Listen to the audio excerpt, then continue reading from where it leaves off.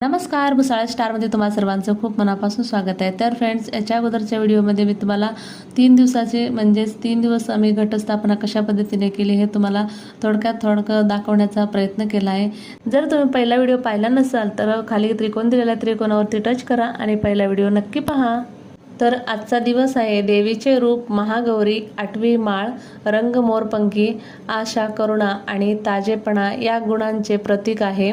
तर आजच्या दिवसाची सुरुवात खूप सुंदर अशी झाली आणि आंघोळ्या वगैरे केल्या आणि त्यानंतर स्वयंपाक वगैरे बनवला आणि त्यानंतर पूजा वगैरे केली सर्व देवतांची. त्यानंतर इथे बघा घटाला पाणी वगैरे घातले आणि हार वगैरे घातला देवीला आणि घटाला सुद्धा हार घातला. त्यानंतर आरती वगैरे केली आणि छान असं दर्शन वगैरे घेतलं आणि प्रसाद ठेवला. सकाळचा इथे स्वयंपाक पूर्ण झालेला आहे.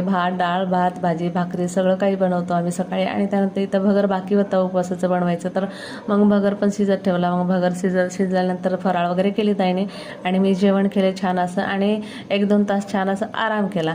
आणि त्यानंतर बघा आम्ही संध्याकाळच्या वेळी म्हणजेच 5 वाजलेले आहे, तर आता आम्ही थोडंसं छान असं तयार झालो आहोत आणि वेणी वगैरे होत्या तर वेणी बनवल्या होत्या. छान असं वेणी वगैरे माळली केसामध्ये. त्यानंतर बघा इथे क्रिकेट मॅच चालली आहे आमची क्रिकेटपटूंची.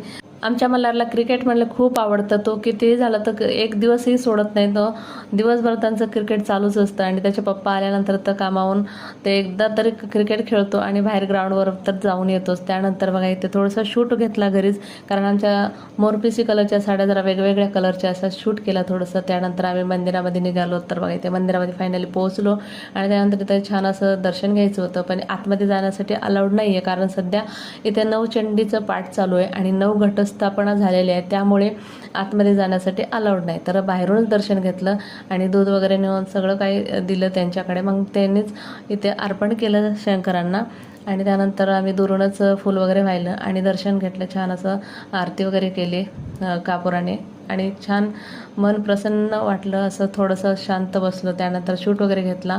तर चला म्हटलं आता परत घरी निघायचं आहे, तर थोडंसं राशन पाणी घ्यायचं होतं. त्यानंतर इथे बघा किराणा शॉपमध्ये गेलो आणि जे काय घ्यायचं होतं ते सगळं काय सामान घेतलं. तर तिथेच आमची सुंदर अशी बेस्ट फ्रेंड भेटली आणि त्यानंतर तिच्याशी गप्पा मारल्या दुरून कारण घरी खूप घाई होती जायची त्यामुळं.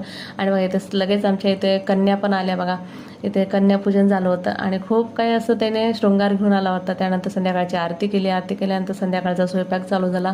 स्वयंपाक कधी चुकणार नाही बाईला, हे खरंच आहे.